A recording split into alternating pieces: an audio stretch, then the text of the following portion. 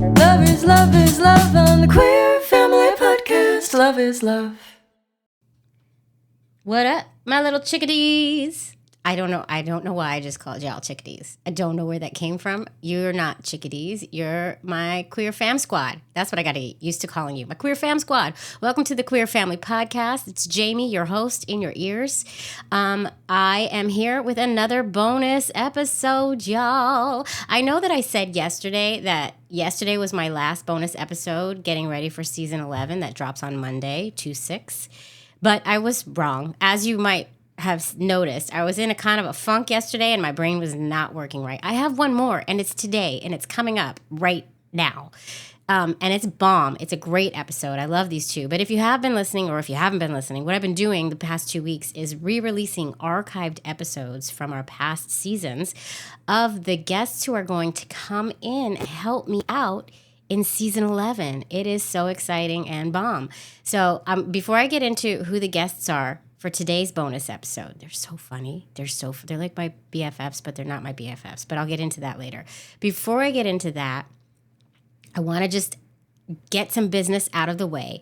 If you haven't followed us on the socials, you're going to find us at the Queer Family Podcast all across the socials. We also have a new I say we, I'm still saying we, even though it's just me and Helen and Beulah who don't even freaking exist. But we also have a new updated website at thequeerfamilypodcast.com. But you can still type in ovariestalk.com and it's going to direct you right to the new one because my amazing and beautiful brand strategist, Kita Zuleta, has helped me redirect. She figured it all out for me. She did that for me. And now everything goes there. And it's beautiful. And on that website is a quote by the one and only, also my new BFF, Rosie freaking O'Donnell. She gave me a quote for why this podcast is important. And let me tell you, there's nothing that makes me want to cry more. Well, that's not true because I'm gonna read something else to you that makes you want to cry today, in a good way. But yeah, Rosie fucking O'Donnell gave us a quote. If you haven't seen it, go to the website, read the quote. It's a really long quote because she had a lot to say, and it's also up on social media because obviously I have to blast it everywhere because Rosie O'Donnell, my BFF, is like pulling through for me, which makes me feel like $1 million, and also pulling through for Helen and Beulah, of course. Okay, I have to read this to you. A listener reached out. Aiden emailed me, and I have to say, I've been a little nervous about releasing these bonus episodes every day. I'm thinking y'all are getting really tired of me, which you probably are. You probably are. Some of you most likely are and have stopped listening, but some of you have stuck through it and are listening.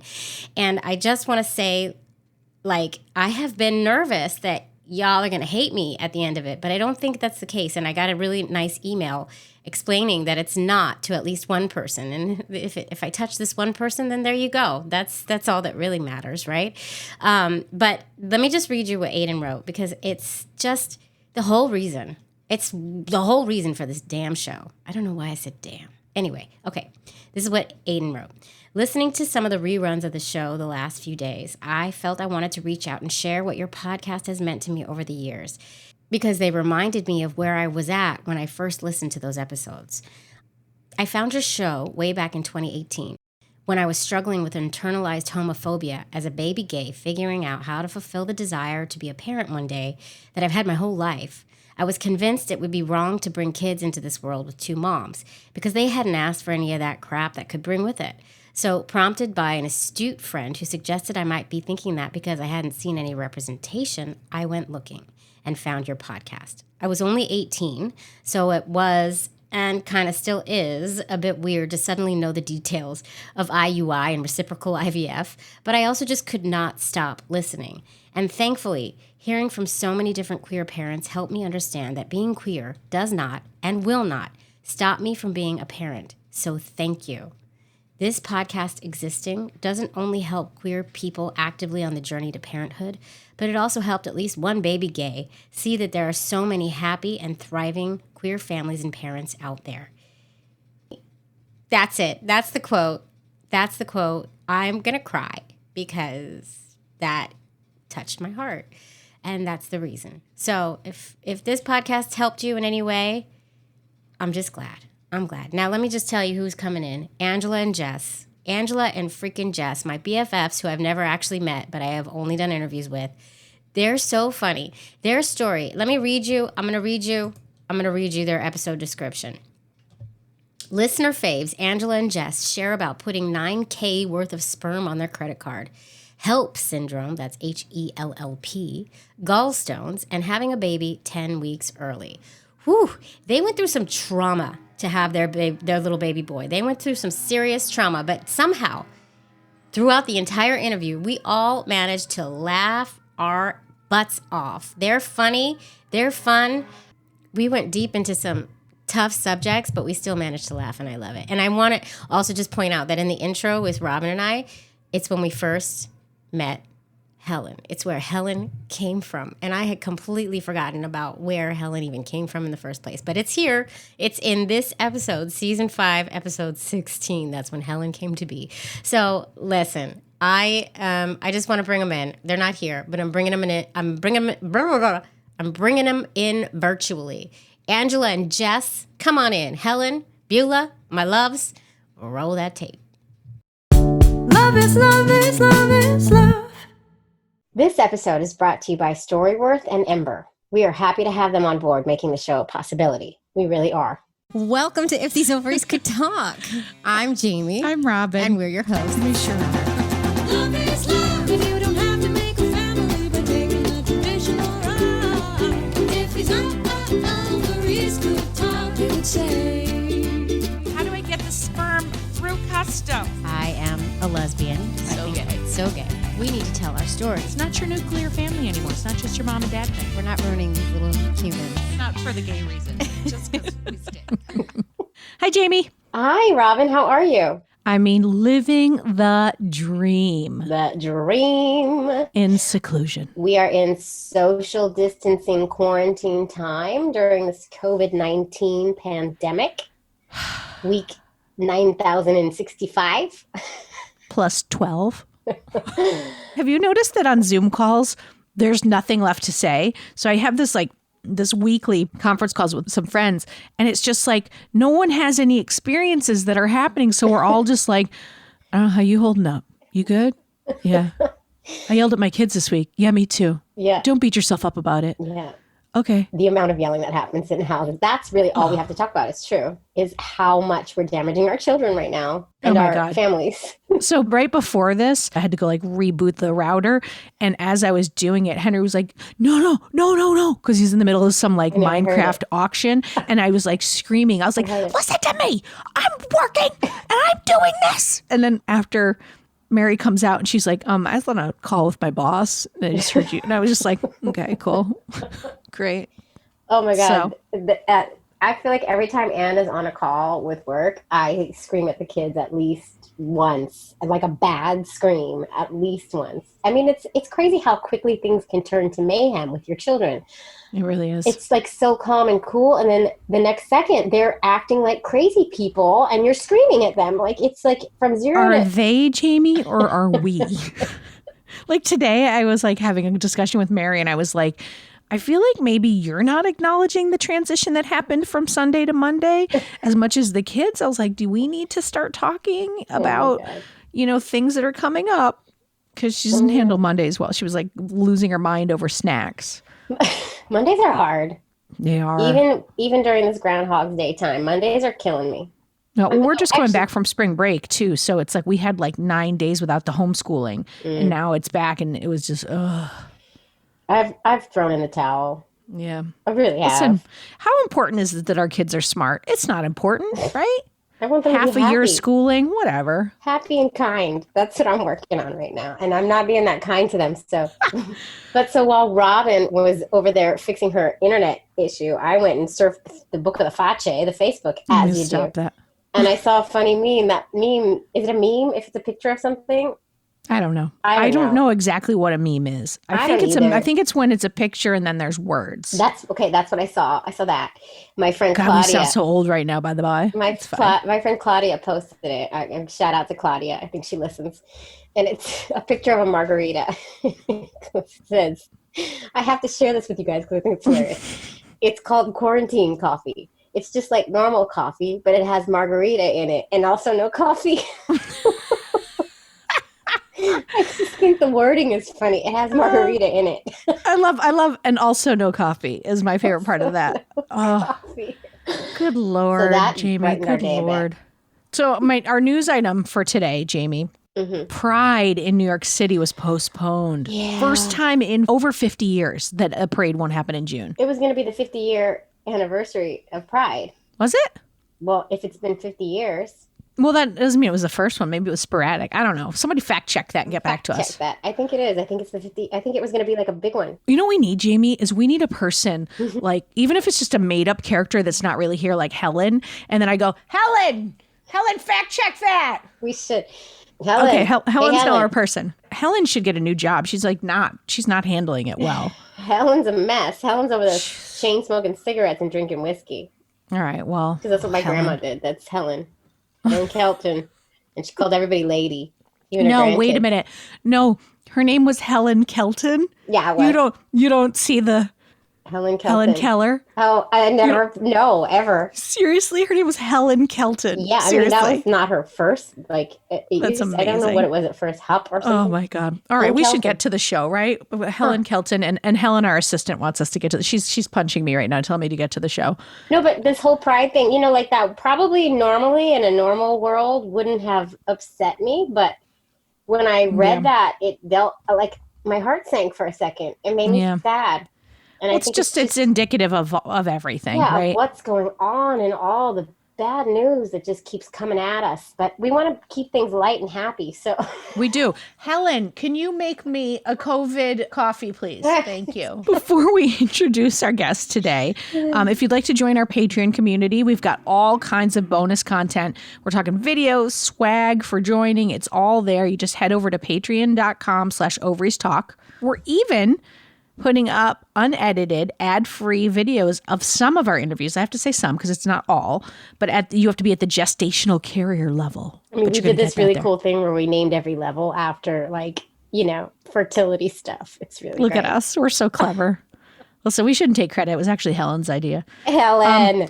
Let's talk about our guests today, Jamie. All right. Angela and Jess. Okay. So Angela has been emailing us for What like feels years. like years. I mean, we love her so much. First, she sent us the suggestion about doing a financial Molly. episode with Molly, and that was season 3, episode 7. It was called Money and Molly. And you want to go back and check that out for some tips. She sent us that. What else did she send us? She also suggested a bunch of questions about the FMLA leave that we covered in our legal episode with Tony. That was called Your Legal Questions Answered, which is in season 4. It's episode 7. Go back and check that out because, there's some good information in that one for sure. Yeah. And Angela really gave us some good questions there. And during the time she started listening, she had a baby. Yay! So it's another ovaries talk baby. We're claiming it. And, and she talked her wife, Jess, into coming in, and they were hilarious. They're so funny. I can't even. They're better. They should be hosting this show. Oh my God, they're better than us. Everybody's better than us, though. We know that. Yeah, but they battled something called HELP syndrome, HELLP, which you're going to hear about, which is scary stuff. Yeah. Well, Yeah. let's roll the interview, shall we, Jamie? They're so funny. Jamie, do you want to pretend like they're in the other room? Yeah, we should go bring ahead. them in. Of course, we should bring them in. I wish they were here with me right now in my social distancing Because you feel like quarantine. they'd be fun in social distancing. So fun. I just want to hang out with them. I just want to sit and have them make me laugh. So I don't think they want to hang out with us. It's fine. All Nobody right, does. Angela and Jess. Helen, bring them in. Helen, bring them in.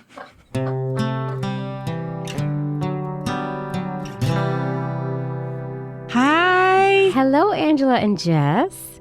Hi. Hello. How are you? We're okay. How are you? Good. For our listeners, we've just had the most hellacious tech set up because these guys are in. Are you in Cleveland or Cincinnati? Cincinnati, down in the valley. Cincinnati. And we've spent the last half hour getting to know one another Yeah. while we go, did you check this? Did you check Yes. that? So we're together now. We've reached a place where we think we can go forward. So I think so. hopefully. So we should tell our listeners that you are a listener who wrote into us about a couple of topics. And we were always like, oh my God, those are fantastic ideas. And we did those ideas. And then we were like, why aren't you on our podcast? And I Yeah. think you got pregnant during our podcast, right? And had a Yes. baby during our podcast. Yes. I believe I wrote to you a couple of times. Yeah. Yeah. We're like Yeah. best friends. We are pretty much. BFFs. It feels like it might be time for your 30-second elevator pitch. Yeah. So 30 seconds. we were trying to rehearse that last night, and I'm always an overshare, so I'm going to try to cut it down a lot. Okay. Ready? On your mark, get set, go. Jess and I met at Columbus Pride about a decade ago, a little bit longer, and we became Facebook friends. Then a few years later, we started talking. What do you know? We love each other. We got married and paid down some student loan debt. And then we were like, okay, maybe we should have a baby. So we started trying to have a baby. Took 3 tries. He's here. He came 10 weeks early. He's amazing. And we forget what sleep feels like. Oh, we got 2 more seconds. And we love each other. Excellent. Ooh. First mention of student loans in an elevator pitch. I'm Ding, pretty ding. sure I wrote to you guys So about that, trying to awesome. figure out how to plan your life when you have student loans to pay, you want a child, and you want to buy a house, which we actually are in the process of doing. So, yes. That's how you gave us Molly. Molly Right, from yeah. our financial advisor person who spoke to us. So anyone who was talking about the finances, go back to, I think it was season 3 for Molly. It's so funny. And speaking of this topic, like our first chapter of our book deals with how do you decide how to do this? And it would fit so well in the first chapter of our Yes. book. Yeah. Do We you have to just write wanted to another talk book. about our book? I didn't want to talk about our book. It's like fresh in my mind, you know. Okay. You said a lot of things in there. Yes. Let's Delve in. Yeah, your baby was born 10 weeks early, or do we start, and you want to start with how you made the baby? Let's start there. Like all normal lesbian couples would like to do, we did the IUI, and it took 3 tries for us to get pregnant. Well, it And wasn't. who carried? Jess carried. I did, yeah. Yeah, I carried because I felt a yearning to become a mother. But we also have 3 nephews from her brother, who's a part of a Christian cult community here in Cincinnati. Mhm. So that's shut a whole up. other podcast, let me tell you. Girl. Yes. Oh my God, that's a podcast I want to hear. I'm bonus content Yeah, on our bonus, Patreon. bonus content. Yeah. So, as Oh my soon as God. our 3rd nephew was born, something just clicked. Like we had already visited the doctor and I was like, okay, I'm ready. Like, we started looking at donors on all the sites and it's just like they say, once you find it, it's like this magical thing. Like we even connected with a donor number and it was like a very personal decision, Yeah. So, Wait, did you just Like say you numerology. connected with the donor number? yes. That's a first. For whatever reason, it looked right. Yes. And it had some numbers in it that kind of relate to our own lives together. And then we got to see an adult picture of the donor, which, I mean, all babies are cute in their own way. We wanted to see what this kid could possibly look like when he grew up. Right. So the look of the donor was someone who we would be friends with, or that he seemed very kind in his picture. He wasn't. And he comes from a mixed background. That was very important to us too. Like, his background, I think, is Jewish. He's Russian. He's Irish and a little bit of Palestinian, I everything, think. And one of the reasons he wanted to donate was because he was from such a diverse background that he wanted to give that opportunity to other families. So, Yeah. it's a serious decision and it just happened one Sunday and then you decide to put $9,000 of sperm on your credit card and Get those points. everything else is Yeah. in the past. Airline miles. Yeah. We took some nice vacations home to my parents with those miles we racked up for sperm. Totally. Yeah. It's interesting. You can see adult pictures now. When we were doing this, there were no adult pictures, but that's a thing now. Now there are actually adult pictures. Do you have to pay extra for those? No, we No. didn't. But he donated back in 2012. So that was a while ago and Wow. they still had that It was the photo only available. option. They didn't have his baby pictures. Mostly people want the baby photo. They Oh. don't want the adult photo. So it was Really? even rare to Really? have that too. I want the adult picture. Me too. Sometimes a cute baby, doesn't end up, handsome. Exactly. Yeah. Yeah. Well, it was even more difficult too for us because you guys have both went through genetic testing. Mhm. They have, what is it called? It's the blood thing. CMV, negative or positive. So Yeah. I'm negative, which Uh-huh. the nurse has told me is very rare. Oh. So That limited it our limited our donor donor pool. selection Mhm. by at least tenfold. 50%. So I had to Oh. have a negative donor. So you went and got tested before you bought the sperm, and you found that out before you got the sperm. Yes. Yes. Because I wouldn't have even thought to do that. I mean, I remember I thought to do it, but my place was just like, don't worry about that. And I was like, really? That can cause huge issues if you're negative and your donor is positive. Yeah. It can During the cause a lot birth, of- right? Is something with the canal and Wait a second. Mine we were opposite. I think I was positive or negative and he was the other one. That's okay. That's all right. Oh. It's Yeah. just because There's a you're certain- negative, it makes it Yeah, harder. there's a certain way that, yeah. It was like if she was going to Oh. become positive while she was becoming pregnant, that could be the issue. If she became positive beforehand, then it's fine. She's already CMV positive. Someone who's negative being used as a donor, not going to be an issue. Interesting. Yeah, but we went to a reproductive endocrinologist, so she knew to do all of these tests before we knew what to And do. she had gotten all of our group of lesbian ladies pregnant. So we knew she was the Including lady Molly. Yeah. to get us knocked up. Yeah. Basically, we're like, Molly, what did you guys do? Can we do it? Right. Yeah. Yeah. Yeah. Who's your doctor? Yeah, totally. Did you do the baby or the house first? And they were like, do the baby first. So we did the baby Yeah. first. Yeah. I love that you went to her for both financial advice and like Baby making. baby. She's Oh, basically absolutely. she's our Yeah. lesbian life coach, Yeah. I think. Everybody needs one of those. We love Molly. Yeah. But you got pregnant pretty easily then. Third time. Yeah, I was very fortunate that after I had the HSG test, which is the lovely, blow the balloon up your vagina and Mhm. and make sure there's no blockages. I don't think I ever did that. Is that the water one where they run the water through your vagina? Through I your didn't do Dye. any of Dye. these stuff? tests. It's dye. Yeah, the Yeah. blue dye. I did They're that. testing to make sure that all of your fallopian tubes are clear. And Did I go to the worst doctors in the world? Like nobody did any of this for me. You must have been really fertile or something. I got it done because I wasn't getting pregnant. So That's they right. sent me. Maybe that's why. Because I did get checked out at the top of the process, and they were like, "Everything's great." So maybe that's why. I had to get it done. I got crazy. it done multiple times actually. But and they said it was going to be painful. It wasn't painful for me. Oh, I took a Valium, honey. Really? Atta girl. Atta girl. For everything. I took a Valium for all No, my by the way, no IUIs shame in that too, game. yeah. because it was shame in so that game. painful. Yeah. Oh my God. And of course, Jess has like Yeah. a tilted cervix. I have so- a tilted cervix thanks to my mother. Of course. And the doctor was so funny after she got done with the HSG because all my IUIs were so painful. She comes over, she's like, "Good job, you did so well." Yeah. Like I got a gold star. Yeah. Oh. Gold my star for the God. gold star. Yeah. And then it's amazing. supposed to raise your chances of getting pregnant by Like like 30% 20 or or 30% for the next couple of cycles. And we actually had a huge mix up with our doctor because of course everything fell over Thanksgiving holiday and then Christmas holidays. So there was a huge mix up and we weren't able to try around the Thanksgiving holiday, but we tried again in Christmas December. Eve. Christmas Eve, she got inseminated. Yes. So he's our Aw. Christmas Eve baby. And the sperm Oh. place is only closed one day out of the year, and it happens to be Christmas. So if I was ovulating at the wrong time, we would have had to wait a whole other month in January. Oh God. And you just experienced our tech issues. I mean, if things are going to go wrong for us, they're going to go wrong. So it was a freaking miracle Yeah. that she was ready to It's a freaking ovulate miracle. on Christmas Eve. So I'm obsessing over the birth at 30 weeks. Yes. Yeah. Well, let me tell you, there's no planning. There was no option for us to even. You think about, okay, what's my plan A going to be? It's going to be a vaginal birth. What's my plan B going to be? It's going to be a C-section if it's an emergency, whatever. But nothing prepares you for having your kid so early when you're only 30 weeks along. I was having complications at 29 weeks with a lot of rib pain that was kind of radiating all the way from the front to the back.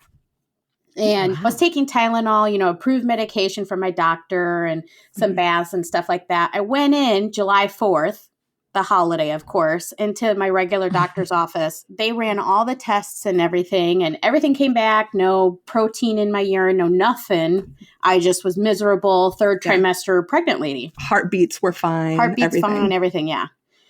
And then we were on our baby moon. We went up and had a little getaway, which was not much of a getaway. It was about 45 minutes away because Yeah. I was like, let's be close to our hospital just in case So, something good job. happens. This is the dead of summer. It's fucking hot outside. I mean, Yes. every pregnant lady's worst nightmare Beep. being Yeah. outside in the heat. You're already swollen. You got cankles going on, all that fun stuff. So I am miserable in the hotel. They have a pool, which helped definitely. And a nice jacuzzi But hot I tub. could not shake this rib pain. And I'm like, what is happening? And I just had this like motherly gut instinct. I said, babe, let's go buy a blood pressure cuff just to be sure. Yeah. So we buy one at the Wait, store. hold bring it on. back Can I to the- wait? What made you say blood pressure cuff? With rib pain. I think we had been kind of forewarned from some other people about preeclampsia. Yeah. And so Jess was Okay. kind of hyper aware. She had this feeling that she was going to get preeclampsia. Uh-huh. And because of our BMI, like everyone's always like, you're going to get preeclampsia. You're going to deliver early Which because doesn't you're bigger. mean anything, No. by the way. Yeah. There might be a slightly increased chance, but just because you're But big anyway, I doesn't mean you had can't this have a healthy feeling, pregnancy. it's another measure, another check to make sure that you're okay. Okay. You know, your levels are okay. Mhm. So we buy it. I test myself. I'm like 150s over hundreds. Oh. And I'm like, this is ridiculous. It's Yeah. got to be the blood pressure machine. It's So broken. I put it on Ange, and Ange tests fine. Right. Yeah. And I'm like, okay, I'll test myself again. So I still was high again. And then the next day, she's like, you're not getting any better. I'm going to bring you back home just so we can be close to the hospital. Mhm. And we ended up calling our doctor, and she's like, we just tested you. I'm sure you're fine, but go ahead and come to the hospital. We'll triage you. It's going to be expensive. And We're like, we know, we already planned I mean, this. we left the house, spent and I thousands of looked dollars. at her and I was like, babe, what if this is it? Like, this could be it. I mean, we had our hospital bag half packed. Yeah. I was like, I'll And bring we- my work computer. We didn't even bring it. And so Yeah. we show up at the hospital, and this beautiful blonde, which I'm not even attracted to blondes, but anyway, beautiful blonde woman is triaging me. She looks like she's like, 32 or something. And, we're talking. She's taking my blood pressure, doing all the vitals, all that stuff. Not even thinking I would have the baby that week. Mhm. And I was like, oh, well, how many kids do you have? Oh, well, I have 6. What? You have 6 kids? No But way. she started when she Did was a you baby. have them all yourself? And I'm laying here like I can fucking take one right now. Like, I can't handle this. Yeah. So our OBGYN was in the hospital. She was in surgery, and she comes out. They've done a blood draw. They've done the blood draw. They have They've her done all hooked the up to stuff all in these there. machines. And she goes, oh, well, you're going to have your baby this week. And I'm like, Oh my God. excuse me? Yes. I developed HELLP syndrome, which is very rare. There's only about 20,000 cases that happen a year, and less than 4% pregnancies that are even reported. And basically, it's elevated liver enzymes. There's a bunch of different other stuff, but basically, it's the most severe form of preeclampsia that you could get. Yeah. She was basically at Wow. risk for her brain seizuring, for her liver and her kidneys to Basically, lose liver function. all organ failure. Yeah. Oh my God. And Oh so my God. had no clue. I mean, I was walking just fine and everything Yeah. like that. She And was so swollen, but we thought that was just pregnancy. that's part Right. of it. So And you yeah. get swollen, as you guys know, and Because your liver's not functioning too, right? Properly. just don't know what is normal, what's not normal. Right. So Yeah. And she Oh my wasn't God. having any contractions or anything. It was just like her body was saying, I'm done being pregnant. It could Yeah. not handle it anymore. So they immediately hooked her up to a magnesium drip. have any of you experienced this? No. No. Oh, I bet some of your listeners have, and they will definitely comment. They call it the MAG in the hospital. Okay. And it's AKA liquid fire. And they really do mean liquid fire. Mhm. Wow. So it is a protection for you and the baby, It but stops it feels contractions like and- you are just burning from the inside out. Oh my God. That's And crazy. so the lady that they brought to start my line, unfortunately, it was so swollen, she could not get it. She pricked me Oh 4 my times. God. I can't even 4 with that. I can't times. with that. I can't with And that. then finally got it in. Yeah. And Ugh. then she's like, well, you're 30 weeks, so you can't have your baby here because there's certain tiers of NICUs, which are the neonatal care units for babies born under a certain age. And the hospital I was at don't deliver under 32 weeks. And I was 30 weeks. I was actually 29 What do you weeks at the mean? time. Where am I going? I had to have a lovely hospital 5 blocks ride away. 5 blocks away, which cost $4,000. Right. Oh Thank my you for God. insurance. Thank God for insurance. Yeah. So we But- transferred over there. At this point, I'm still pregnant. Yes. You know, I'm on the magnesium drip, and amazingly enough, it's helping the rib pain. It goes away. So, And can I so- interrupt you? What did they explain what the rib pain was about? That's part of HELLP syndrome. They weren't sure if it was related to her liver enzymes. Like they thought that her liver, the capsule around her liver was getting inflamed, and that could have caused the rib pain. Interesting. They also had some idea that maybe Jonah had his like feet up under her ribs or something. They weren't sure. All we knew is that the magnesium made it feel better. But the only cure for preeclampsia or HELLP syndrome is delivery. There's no cure. There's no magic pill, no mag that you could be on. And you can't even be on magnesium that long because it will kill you. Yeah. So I was on it for 4 days. 4 days, lovely totally. days. Yeah. And I look like a cow on top of a cow. Like if a cow ate a cow, that's how I look. And I imagine you're So my sleeping hands really well because you're on fire. Yeah. So you're That's right. probably Oh, yeah, just getting definitely. all the rest you needed right up to delivery. But a coworker had told me about her experience with magnesium about 2 weeks before I delivered Jonah. So I kind of had an idea from her based on her experience. And she was like, oh, yeah, I had to have ice packs all over my body because I was just burning. And so we finally figured out after how many hours in the labor and delivery at this other hospital that if Ange put like wet washcloths, ice washcloths on my body for 10 minutes and just rotated them, I actually felt somewhat comfortable. But if a fan hit me, I started shaking. Oh my God. It was Like too much uncontrollably. for It her. was too much. Yeah. Wow. So This yeah. sounds really But fun. anyway, She was on the mag for 48 hours and they kept taking her blood 2 to steroid test. shots. Yeah, she got 2 steroid shots In in the the butt to help Jonah's lungs develop. Because you know, Yeah. magnesium isn't enough. They gotta, you know. So Oh, she was man. on the mag for 48 hours and then they took her off because her levels were stabilizing. And they said, okay, so we think that you're responding really well. We'll put you on bed rest and you'll be on bed rest for maybe the next week or 2. At home? No, At the hospital. antepartum. Mm-hmm. You know, antepartum's the ticking time bombs, as you could say. The women that are still pregnant and we're just waiting for them to blow up. You know. So it's like, you know, 7 a.m. in the morning, and all these doctors are just like they do their rounds, so you never get any sleep. And the doctors come in and they're like, we are just shocked that you are still pregnant. Like, you know, we thought that you would not be pregnant anymore. Yeah, one of the first doctors to come in was like, you're going to have your baby on Tuesday or Wednesday. Wednesday was my birthday. So I was like, Yeah. oh my God, things are happening. So it had been 24 hours off of the magnesium. I had the rib pain come back, and it came back tenfold. Mm-hmm. And basically, very quickly, Jonah was delivered emergency C-section. And I couldn't be in the room because they had given her a shot of blood thinners because they thought she was going to be on bed rest. So, and this all happened at shift change. So at I our had to go hospital. under anesthesia. Yeah, general Like I was anesthesia. completely under. So And I was definitely freaking Wow. out. Yeah, she was wheeled away and some nurse led me into a hallway and was like, you're going to be okay? And I thought she was going to stay with me. I was like, yeah, I just need to make a few phone calls, right? Got to call my parents, got to call my best friends. One of my aunts was going to be our doula. And then the nurse was gone because shift change had happened and she was now off shift. So I'm standing alone waiting for somebody to come out and tell me that Jess is alive and okay, that Jonah is alive and okay.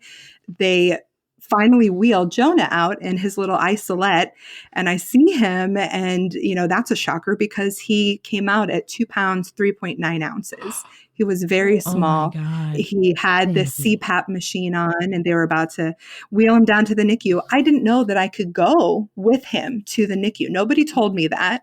And I didn't know where to go to wait for information on Jess because they were still finishing up the C-section on her. Eventually, I got some news from the doctors that everything went great. Jess was fine. And then I was able to go and see Jonah in the NICU.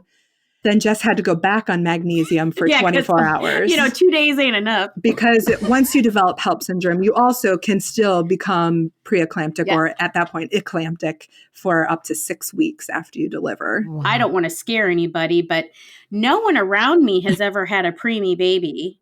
So we had no idea what to expect. This baby has just been taken from you. I mean, you go through a huge surgery. I think I saw like 70% of women who give birth prematurely, they end up with PPD or PPA. But we got very fortunate that Jonah is Italian and a very good mix of strong genes. We're feisty. Because when he came out screaming and very vocal. Yes. And he never had to be intubated. Nope. Wow. So his whole 47-day stretch in the NICU, he was considered a feeder grower. Yes. So he What does just that had mean? to gain weight and get bigger. So we were able to take him home, and he weighed 4 pounds, 12 ounces, I think it was, 4 pounds, 13 ounces, something like that. And he was so tiny. So tiny. Yeah. But he was just adorable. And of course, we're completely in love. Hey, Robin. Yeah. You know what I'm super excited about for this Mother's Day this year? No, I don't. But I have a feeling you're going to tell me, though. I sure am. So here's what happened. Last year, I got my mom a subscription to Storyworth, which I is this remember. online service that sends these weekly thought-provoking questions to her so that she can write down her memories and her stories and her personal thoughts. And here's the fun thing. At the end of the year, Storyworth takes all those questions, all those answered questions and any photos that she included and bounds them in a keepsake book. And then they ship it to you for free. So I'm going to get a book. I'm getting a book soon. Is it bounds or is it binds? It's probably binds. But I like bounds. As I like that's fun. and that also, by the way, back to Storyworth, that is really cool. I mean, it's like such a great way to engage with your mom, especially now that, we all have to stay away from each other, with all the social distancing crud. Yeah, no, I know. And one of the questions they asked was, what's your favorite joke? And trying to write out this long, drawn out joke that also includes this Italian accent is super hilarious. I mean, this joke is it's a family classic. We've heard it many, many times. But having it written down is kind of priceless because it's funny. And I'm just really excited to have all these pieces of my mom written down in a book that I can keep forever and I can share it with my kids. It's really special. That is so special. And it's just such a great idea for Mother's Day gift for all of our listeners. And just like you said, like the idea of keeping these stories alive. I love it. So, I mean, if you guys still have a mother, I mean, I don't. What, too soon? Too soon? Oh, God. I'm Listen, sorry for your loss, the Robin. person who would get that joke the most is my mother. But for those of you who do, you should get this for Mother's Day. I'm telling you. Give your mom the most meaningful gift this year with Storyworth. Get started right away without the need for shipping by going to storyworth.com/OCT. And you're going to get $10 off your first purchase. That's amazing. That's storyworth.com/OCT for $10 off. And in a year, you're going to get a book. Go do it. Seriously. Make some memories. Make those memories. Lucky for me, I got readmitted with rib pain. Oh, geez. And yeah. we were very hyper aware of everything that Jess was experiencing, and we thought she was having symptoms of eclampsia again. Turns out it was just gallstones. So she had to get her gallbladder taken out. But apparently that's also really common when you're pregnant because of when you give birth, you lose weight really quickly and your body's changing so much that sometimes it can just.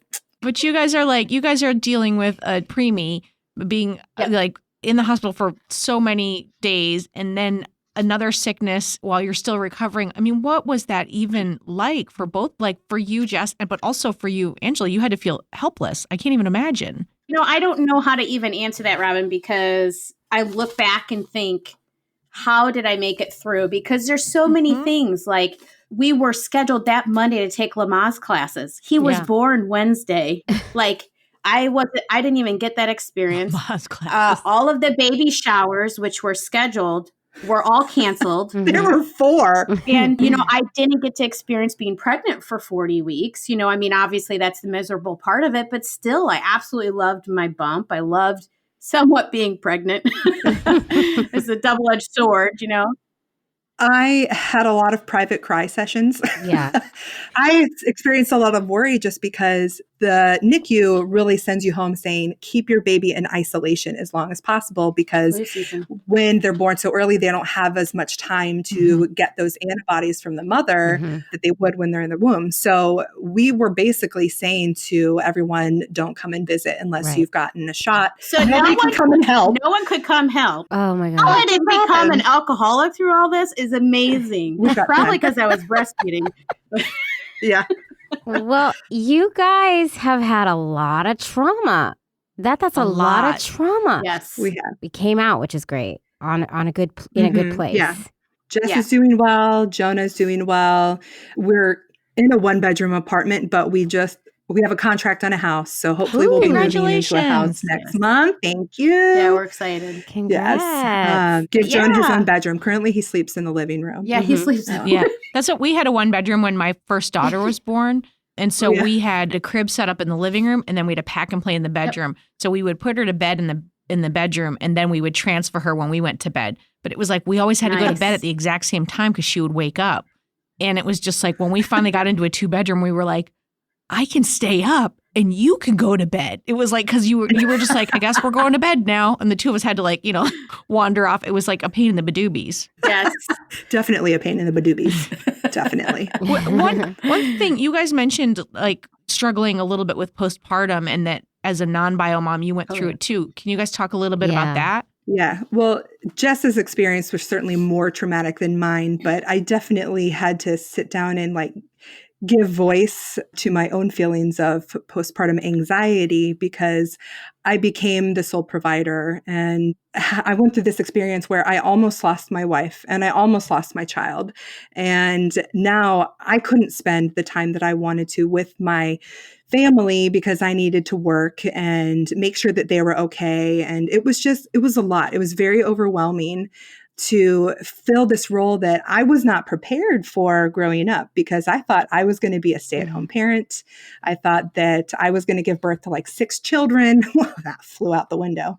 It was a lot. And I needed to talk to somebody about it, because I didn't want to take it out on Jess, because she was experiencing so much more pain and struggle than I was, because she had gone through this traumatic birth. She was staying at home with Jonah. She was giving up a career to do this. And I didn't want to burden her with all of my feelings. And when I think it got to a point where I was starting to be mean to her and take out my frustrations on her. And I was like, okay, I'm just going to call my EAP line through work, the Employee Assistance Program, and get set up with a counselor. So I've been going to see one for a while now, which has helped. And I don't think we talk about it enough as women and support each other enough for postpartum depression. Same kind of situation for me. I mean, I was dealing with so much. I was angry too. Yeah. I was pissed off. She was robbed. I was robbed of a lot of things. And it was no one's fault particular. It was my body. I mean, imagine that your body gave out. It just didn't want to be pregnant. And so I felt like I let my son down. I felt like he's in there because of me. But anyway, so I recognized that I needed medication. And while I'm not a big pill taker, it did help. And it's the lowest dosage that you could take, but highly recommend that, you check in with your friends that are pregnant and, postpartum. We don't talk about it enough. Right. I mean, I had 24 prenatal visits and 1 postpartum visit, and they ask you 1 survey about how you feel. That's not enough for women. Yeah. That's a really valid point. It's very true. I'm pretty sure I had some postpartum, and I just didn't think that I didn't think I had it, because nobody really delved in enough for me. And I think that I probably could have used some help in that first at least 6 months after he was born. Yeah. There's just a darkness, I think, that can come in, and you just feel like you're supposed to feel all this joy, and maybe you don't feel it, and you're tired, or and you're feeling tons of anxiety, and it just won't go away. And then maybe you're fighting with your person, and it's like all that. Yeah, and I just didn't know. I didn't realize that what I was experiencing could be actually symptoms of postpartum, and I needed somebody to say to me, "I think you might be suffering from something," because I'm not going to say it myself. Yeah. So I think you're right. I think it's really important. Yeah. And there's such a stigma about, around taking medication. And, It's a chemical in our brains. It's not related to who you are as a person or how strong you are or anything like that. It is a chemical in your brain that needs a little bit of help to, lower your amount of anxiety and depression. There's nothing to be ashamed of if you have to take medication Yeah. at all. Yeah. And it's safe. I mean, she could exclusively pump the whole time and still take Zoloft. It was safe for Jonah. That's Right. great. But also just from like what we're witnessing, it looks like you guys have a very strong relationship. You could just see it in the way that you guys are talking to each other. So We're Italian. that We probably fight helps. hard and we love hard. Hold on, Jamie. My sister's texting me. She wants to tell everyone about Emberwave's new hot flash mode. It sounds like it's helping her with menopausal side effects. Okay, that's cool. No, it actually is. Anything to keep me from hearing about how hard menopause is for her, I'm serious. And for those of you who don't know, because it's not just for people with menopause, the Emberwave is the first bracelet that helps you feel colder or warmer at the press of a button, which I need all the time. And it works with your body and mind, and it makes you feel more comfortable in a matter of minutes. Yeah, no, it really is cool. It's based on the science of how your mind and body respond to temperature sensations. And I'm actually glad for you that they added a menopause mode. For me, I love it so much that I actually bought a new one after my sister stole mine from me. Yeah. And I use it to help me fall asleep, not for menopause, Jamie. I press the button and it helps me maintain a comfy temperature as I blissfully drift off to sleep. Yeah, you might have to start using that hot flash mode soon, You though. better seriously slow it down. I'm going to punch you right upside the head. Actually, I love my Emberwave because it's unseasonably cold right now for April. And this house I'm staying in is freezing. It's always cold in here. And the Emberwave is really helping me stay comfortable. Well, listen, for all you folks at home who want an Emberwave, and it should be all of you, I think, now through Mother's Day, you can receive $50 off your order as part of Ember's site-wide Mother's Day sale. All you have to do is head to emberwave.com/OCT, and that's EMBRWAVE.com/OCT. Yes, that's emberwave.com/OCT. And you're going to receive $50 off your order this Mother's Day. Happy Mother's Day! $50 off! Well, I'm assuming you guys are taking a breath before you have a second. I've told Jess she's not allowed to get pregnant again because HELLP syndrome survivors also have a higher likelihood of developing HELLP syndrome again. They don't know, though. They don't have the research. Shit, Jess. I could still do it. All we know right now is we're going to wait until Jonah can wipe his own butt. And then we'll try again. My daughter's 6 and I'm still wiping her butt. I don't know. I mean, she She's can. capable of doing it. She can do it. I just don't She trust chooses her to do not it. to. I choose for her not to because I'd rather make sure it's clean. My daughter's almost 11. I think it's just starting to get clean now. Oh, gross. Yeah, it's so great. gross. Jonah's already going to have 2 crazy moms. He needs to share that burden with somebody else. Jess, in the beginning, were you planning on carrying 2 kids or were you just doing one and then seeing what was going to happen? Yeah, that's part of the mourning process because I wasn't prepared to only have one. I definitely thought that there was a possibility that I could have 2. She was okay with that. So I thought, I could have another kid. And obviously with everything that happened, I have one and I'm very lucky. Yeah. Yes. You are. And we're very fortunate to be alive. Yeah. Yes, you are. Well, I can't wait till you have another baby on our show and then we bring you back. On our show. Definitely. Well, maybe not have it on Directly the on the show, show. but yeah. Although that'd be a first. I did want to say, as someone who works in a hospital, for 2 women who are having a baby, you can both be put down as moms, usually on the birth certificate. So we are both on Jonah's birth certificate. And in the hospital electronic medical records, you can also both be listed as mother. And I would highly recommend that you push to do that because it is going to save you a lot of frustration when you are bringing your child back for more visits because they want the parents listed in the EMR to be the ones to make decisions. So if you are both not in there as his parents or as your child's parents, you are going to have to get more documentation to show that you're both the parents in order to make decisions. So as listeners, if you are having a child, make sure that you fight for you and the non-bio parents to be down on all the documentation. So everybody at home listening, if those forms are not up to date, you talk to somebody there. You make sure Right. they do. Mm-hmm. Thank you guys so much. This Yeah. was so wonderful. It took us a minute to get you in here, but it was so worth it. This is great. Oh, we love you good. guys. Yeah. I know. Okay, I we feel like love you we're gonna need updates. So Yes, keep us posted. Please. And I Definitely. can't wait to see pictures. I feel like every holiday I'm gonna be like, God, I hope they're all right. Like every Every holiday. Well, we only wish you all the best health and happiness and good luck in the new house. And it's super exciting. I'm so glad everything turned out okay for you guys. Yes. Yes. Thank you. Thank you so much. Whew. I love those Wow. ladies. Just love them. I love them. And listen, that HELP syndrome is no joke. Right? But also, it's no Wow. joke, Jess. Like, Angela made it seem like she's like a tiny little flower who's never going to want to be on air. And then she comes in like Shecky Green and like was hilarious. So funny. So great. They need their own podcast, those two. I know. Well, let's not have competition for ourselves here, Jamie, okay? They'd beat us. They would beat know. us for all awards. It's fine. Don't do it, guys. Don't do it. Just come on our show and guest. Well, folks, this is a nice place for a transition. So we want to remind everybody that we've got a book coming out in September called If These Ovaries Could Talk, the things we've learned about making an LGBTQ family, September Yes. 22nd. You want to be on the lookout for that. It's coming out. There's going to be some other stuff coming up surrounding that book too. So just follow us on the social so you can learn all about that stuff. What? Oh, Helen says that there will be pre-order information for the book at some point. At some point, we just Yes. don't know when. So we'll keep you posted. Yeah. Thanks, Helen. Okay. Thanks, Helen. She's always there. She always knows. So good, Helen. But guys, let's keep this conversation going. Join Yes. us on the social. You can find us at Ovaries Talk on Twitter, Ovaries_Talk on Insta, If These Ovaries Could Talk on Facebook. And you can also join our community there and you can talk to other listeners, which is always just a joy. You can also join our community on Patreon at patreon.com/Ovaries Talk for the bonus content we talked about earlier. And you can subscribe to us now on YouTube. We are everywhere. I'm all over TikTok too, and soon Robin will be. Sure. Soon, Jamie's on Rob. TikTok. That's right. You guys follow me on TikTok. Follow 'cause I'm Jamie on funny. TikTok. I think it's funny. But also, follow us on YouTube to catch up on our Ovaries Talk live streams. Yeah, if you miss it We during do the on day, Facebook. you can catch it on the YouTube.